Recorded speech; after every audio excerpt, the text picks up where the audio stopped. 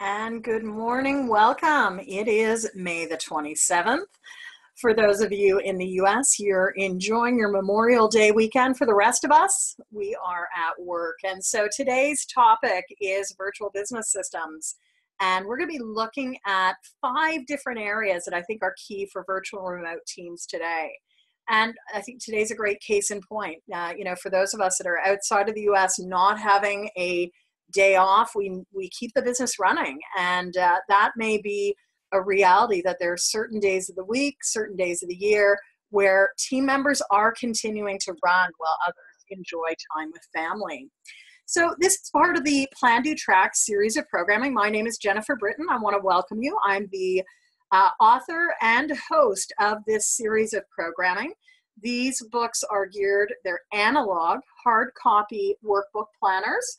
Look like this, so 280 pages, quite hefty.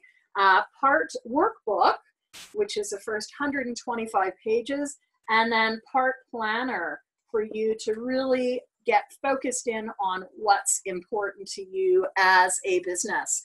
It was intentional to do these in a workbook planner hard copy version. We know that as great as the digital world is, we still need the space and place to focus.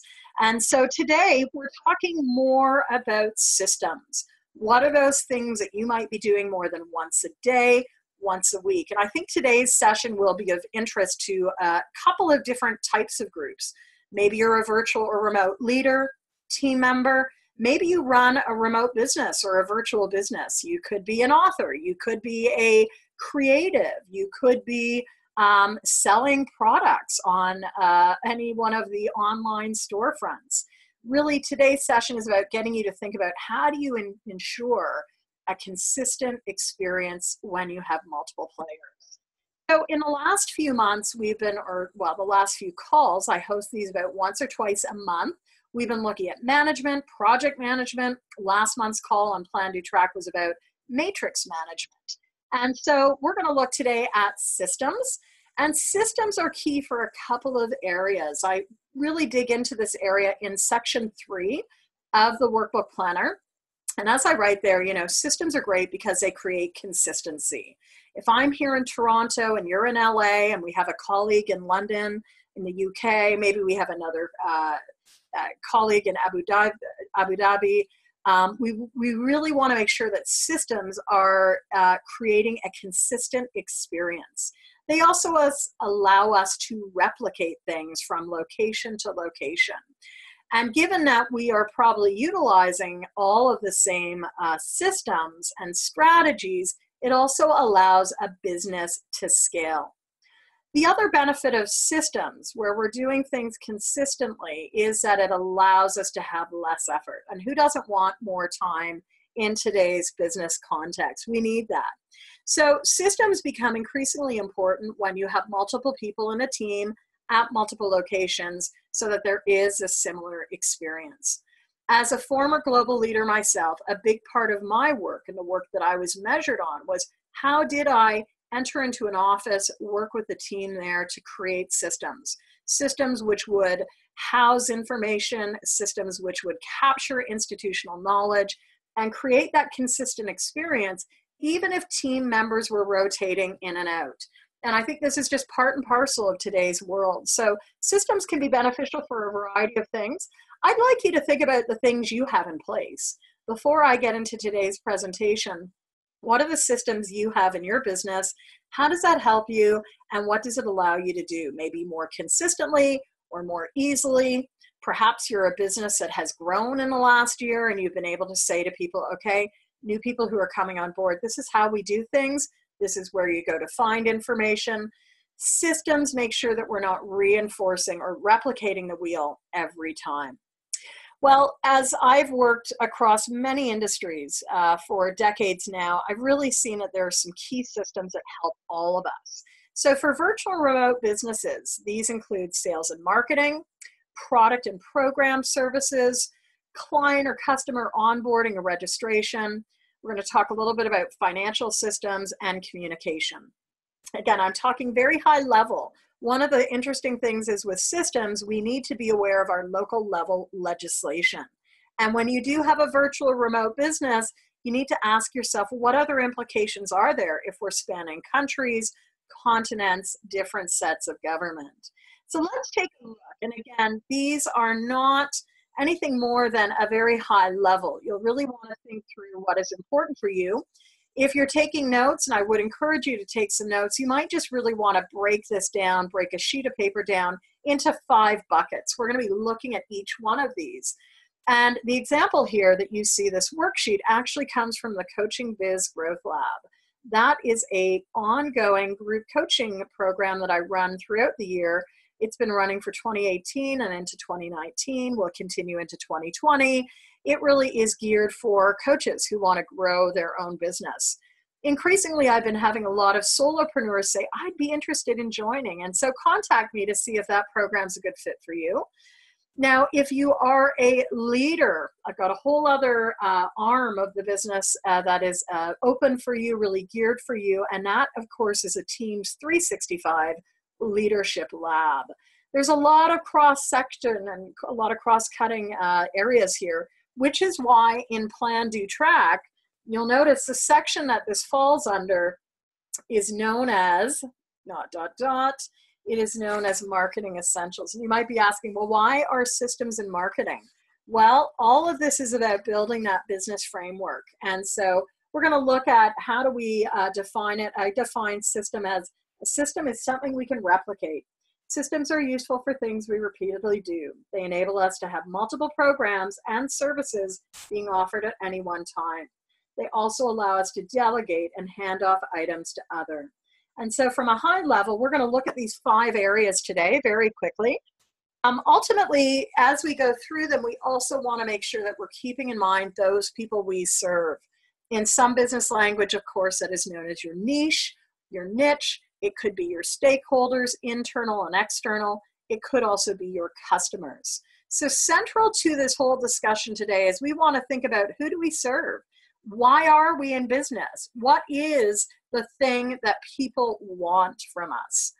If you are at a stage in your business and you're still not clear on what your niche or your niche is, definitely follow along. I do a monthly series called One Business Step a Day, or A Business Step a Day.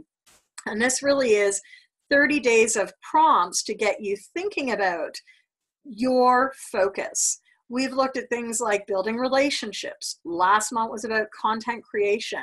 This coming month of June 2019 is going to be about niche or niche. And I think for a lot of us, we can always dedicate some time understanding those people we work to serve. So even if you're not a coach, please head on over to the coachingbusinessbuilder.com blog. When you get there, on the right-hand side, you'll see a little tab, One Biz Step a Day, or a business step a day, but One Biz Step a Day. And I hope that you'll find this enjoyable. So let's talk a little bit about sales and marketing. Again, we're in business to make money. And if you're a virtual business, a remote business, especially a solopreneur, we can spend a lot of time learning, but ultimately we need to get into being able to fulfill sales.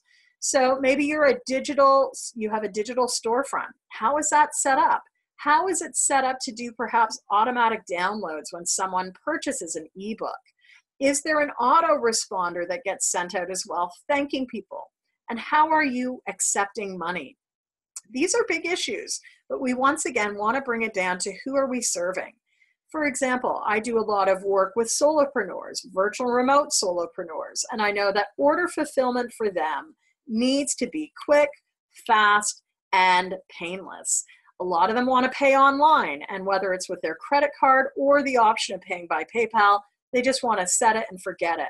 So when someone comes to the potentialsrealized.com website, they can go to our store where we have a lot of our digital products, from Conversation Sparker cards and the digital cards through to ebooks.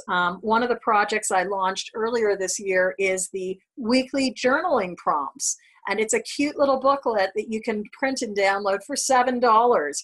It's got its own worksheet for you to actually fill out. Well, people can click on that link, purchase it, and within really 30 seconds, they'll have it in their inbox. How easy is that?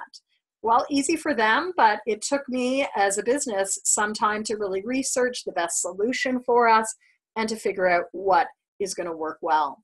As you'll notice, I'm constantly driving us back to our different niche websites, whether it's PlanDoTrack.com, Coaching Business Builder, but all of these roll up into the main business website of Potentials Realized. So for those that are interested in learning more about this one of 5 areas I'm going to touch on today, really want to get you thinking about what do you know about your sales and marketing? What impact are you having? So part of the PlanDoTrack workbook and planner, of course, has a set of 12 months, undated set of worksheets. This is a copy of the PlanDoTrack monthly daily tracker. And as you can see on the screen, there are many ways we can use this. So if you're a business owner, you might want to be tracking sales and how much revenue is coming in the door. If you are looking at doing calls with people, that might be the calls that are generating revenue, or it might be calls to prospective clients. You could also be tracking things like, as you see here, FB, Facebook, or LI, LinkedIn posts, or posting something on Twitter. Last month, the focus at the One Biz Step a Day was on content creation. So for several of you as virtual remote businesses, you may be generating content and wanting to get that out. Are you tracking it? Do you know how frequently you're doing it? Are you being consistent? Consistency is key. And part of the tagline of this book, of these sets of books, of course, is consistent action plus daily steps equals momentum. And it is about getting into that regular practice. So in addition to thinking about the system and what you'll put into place, make sure that you're tracking it so that you know exactly what you're doing and also what outcome. The next piece is looking at products and programs. So what is it that you're offering? What are the revenue streams? This is an area that we can also systematize and beyond the scope of this program, but there are going to be different systems for delivery on every one of these. So for some of you, you might be going down the let's do a book, let me write. So what are the systems that are going to help you research, harvest, harness, and then write your book? This is an area I do individual coaching on with a lot of prospective authors. Many of you might be wanting to design your own courses, whether it's a weekend retreat or a webinar or an on-demand course that people engage with as they go. Within this arena, we want to have different systems that help us create and also populate the courseware. We also need to have marketing systems to make sure that people know about the programs. So as you can see, systems are everywhere. And I think one really interesting thing to do is perhaps just start now, like really start today. What are your ideas? What are the things you're doing? Some people will be using another tracker, also found in PlanDoTrack, but this one is in the content section. And this is known as the Content Journal 1 Line a Day. So many of us start with program or product creation by actually starting out as a blogger, doing videos, doing some writing, and you're going to want to track that. So I'm here at a content daily tracker so that you can also track for yourself what you're creating, where it's going, and then there might be some comments, 1 or 2 sentences you want to note here. I was listening to a really interesting podcast yesterday, and Laura Vanderkam, who of course wrote 168 Hours, does wonderful work in the area of personal productivity. And really what I liked about that, and I hope I said 168 hours, I think I did, that's her book. She was talking about, so many people want to do these big things, but we need to chunk them down and we need to take that consistent action. And that was such aligned with the philosophy we have here at PlanDoTrack, which is like chunk it down, take your big tasks and start doing it on a day by day by day basis. For those of you that have the workbook planner, check out the 1% rule to business development, which is essentially this: daily steps add up 1% at a time. So if you want to write a book of 80,000 words, as Laura was saying in the podcast, you do want to start the process. Maybe you write 1,000 words a week. That would be 80 words, 80 weeks worth. Or chunk it down. I think she gave the example of writing it in 52 weeks. That would be about 1,600 words a week. That's not a lot. That really isn't a lot as you get into the daily practice of writing. So the content trackers are really geared for you to be able to start looking at capturing your learning, noticing what you're doing, and capturing key events. So think about using that as a system. Many of us use the funnel, thinking about what are we creating. So what are we creating that can be a giveaway or at a lower price, a mid-price, or a higher price. And you'll also find copies of the funnel in section 1 of PlanDoTrack. So shifting gears yet again, a whole other area which can consume our time. And again, many of these things are additive. They're iterative. We design them as we go. System area 3 is client and registration onboarding. And with client onboarding, you really want to think about what's going to give them the experience you want to shape. Are you sending a welcome email or letter after they make a purchase? Are you offering them frequently asked questions? That could be written. It could also be audio. And I did a quick video shoot last week on Loom, not Zoom, but on Loom, which really is fun when you're going to go and illustrate navigating websites. If you want to see how some of those turned out, you can check over at conversationsparker.com. You'll see a little round video with me talking, and I did one last week that is not quite live. So check out an FAQ. What are the questions you get? Maybe you want to learn more about your clients, so you set up an automatic questionnaire. And as a coach, this is something I realized early in my business was so important to create, really to learn more about my clients. A next one is the intake form. So what are the pieces of paperwork you want to get people to complete and fill out as they go? There might be agreements, for example, a coaching agreement or a list of roles and responsibilities. So what are the things that are going to help clarify whatever type of relationships you have? If you haven't done so, start to map out, just as I've done here, like what is the roadmap? What goes out first? What goes out last? What are the elements that need to be included in that? And this could literally be a roadmap for you. A fourth area I wanted to touch on is totally different. That, of course, is your financial systems. And this can often be seen as a side to a business when, in fact, it's the heart of a business. In financial arenas, you know, cash flow is king. And for small businesses, it's often not, often a lot of the business failure comes back to cash flow and credit availability. So how are you doing your invoicing? How are you accepting revenue, whether it's through a merchant account, a Square, a PayPal, and other? There are going to be different preferences for different niche groups. What are your budgets? So your fixed and variable costs. And fixed costs might be things like your phone lines. It might be your rent. It's the things that remain stable.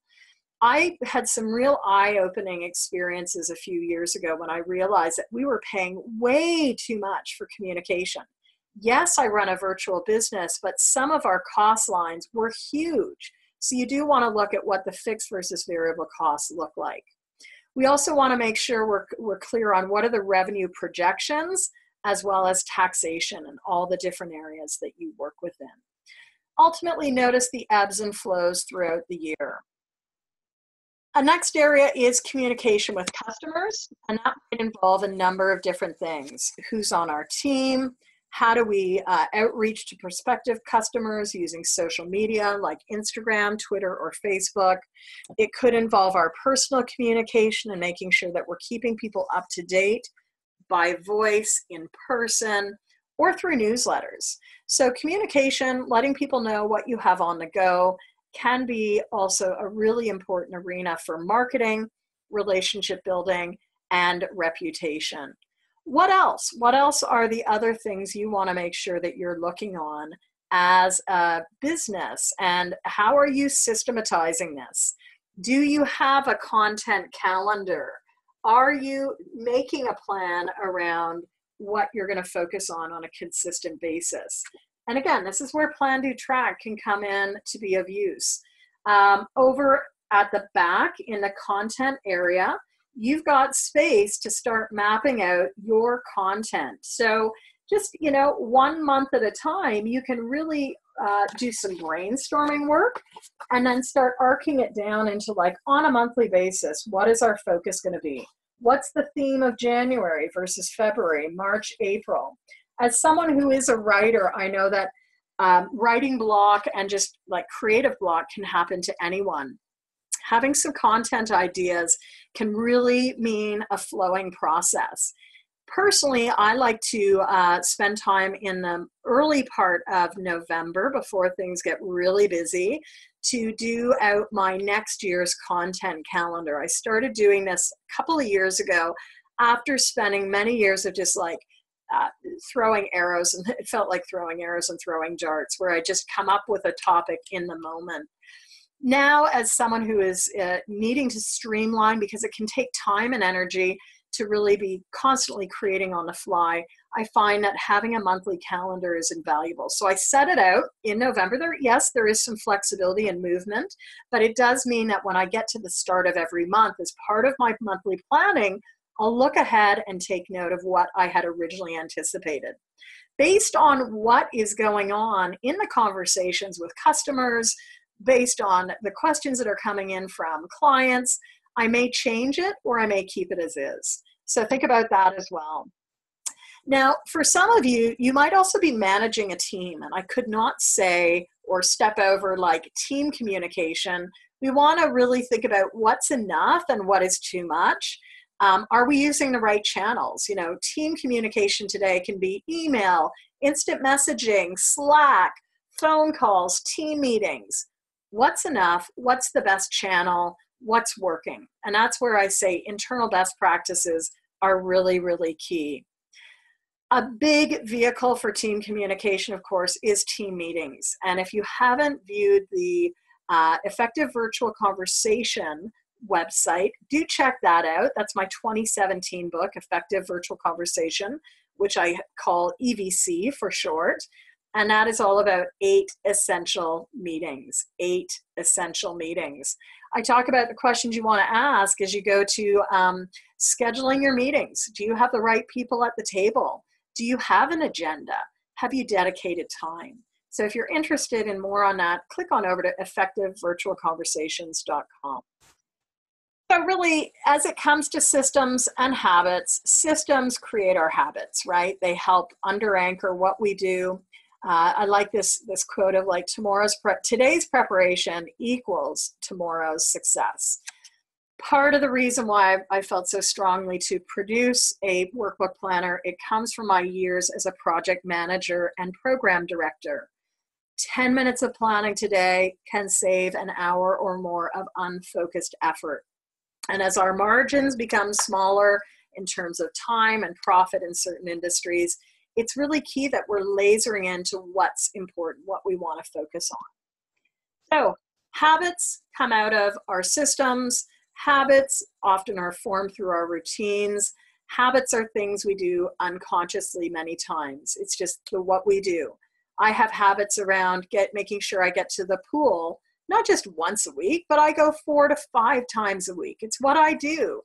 And if I have family members, for example, saying, can we do this? I know that getting to the pool is a really critical part of my focus, of my creation time, etc. So it doesn't mean that I'm stuck in my habit, but it does mean that I'll really think twice in terms of like, what's a trade-off here and what's most important in the moment. You want to focus on. If you were to identify several habits for the next 6 months that you'd like to lean into because they help you, or if it's something new that you'd like to focus and create, what are those things you want to focus on? I say, what would you like to do over the next 6 months? Because we used to have this idea that habits could be formed in about 21 days.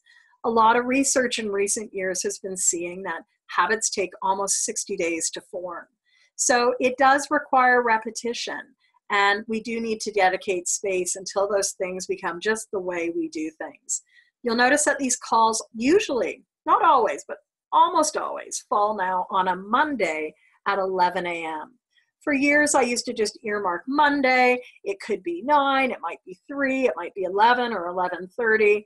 And because I like to swim Monday at noon, I want to make sure that I'm out of the office by about this time. So what do you want to focus on? What are the habits to be made? What's going to support you?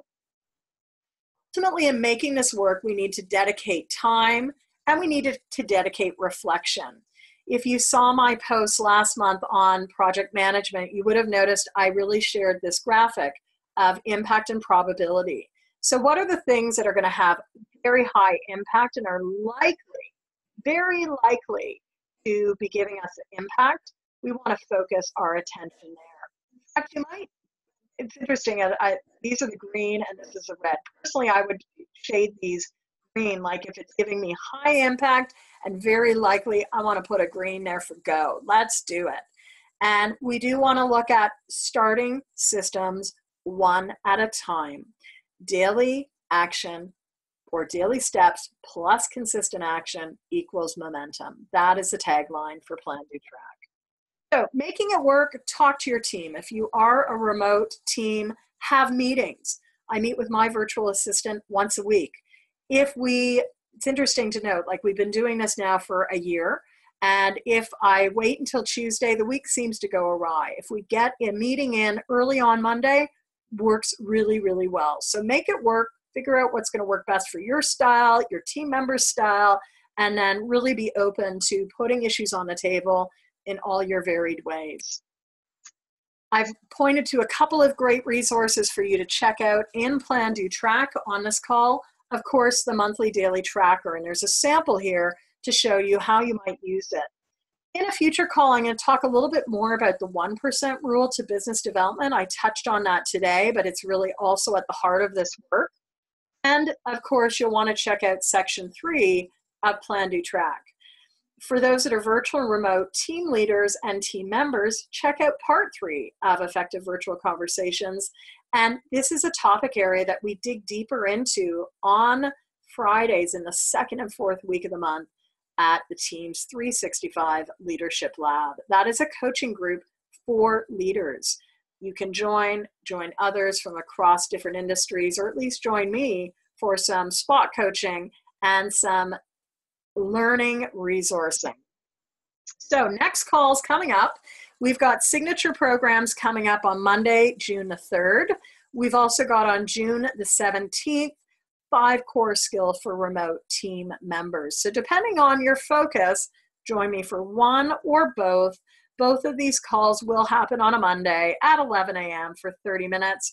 They are, of course, uploaded to the Effective Group Coach website at YouTube for those that are interested. So stay in touch.